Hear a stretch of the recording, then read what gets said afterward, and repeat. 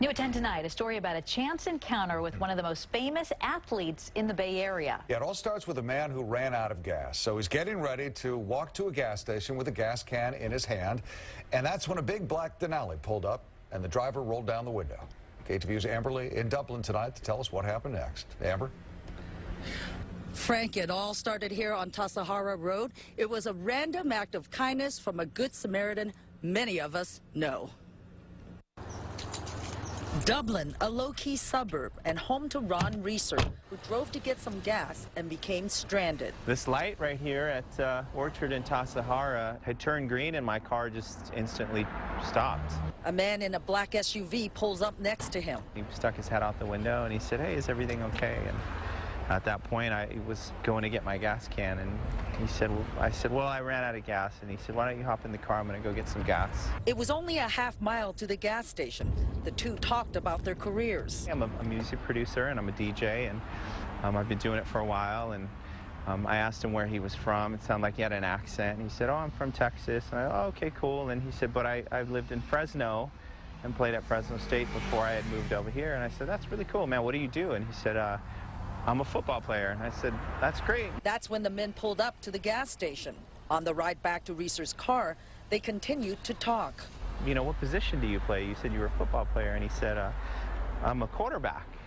And I said, "Oh, that's cool." I said, what string are you?" And he said, "Oh, I'm first string, you know." And I said, "Well, what's your favorite team?" And he said, "Well, I'm a little biased because I play for the Raiders." So at that moment, I got to step back and I said, "Oh, really? Like, what's your name?" And he said, "Oh, I'm Derek Carr." Reeser's car told him he wanted to be a pastor someday when he retired from football. The quarterback made another unexpected move when they arrived back at Reeser's car. And he said, "You know, before you go, is there anything you want to pray for?" And, you know, me being Catholic and being raised that way, I said, "Sure, why not?" He went and put his right hand on my left shoulder, and we said a prayer together. It was a little, at that point, it was a little mind-blowing because didn't expect that at all. The two exchanged contact information. Since then, Reeser tweeted this to Carr. "Thank you for the help and prayer today.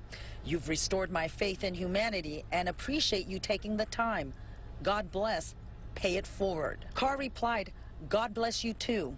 Anytime, but hopefully not on the side of the road again.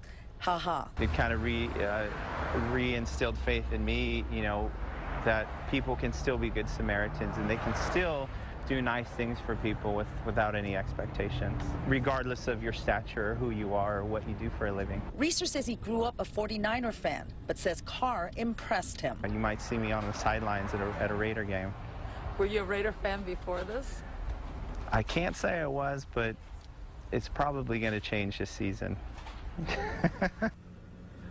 Reeser tells me he still has a floating feeling from this experience. He describes Carr as being genuine and down to earth. Frank, Julie. Oh my gosh, what a great story. And the way he told it was just perfect. So What good. string are you? Well, I'm first string, actually. You play football? Do you have a favorite team? Yeah. Amber, thank you. What a great story. So fun. Go ahead. Were you going to say something?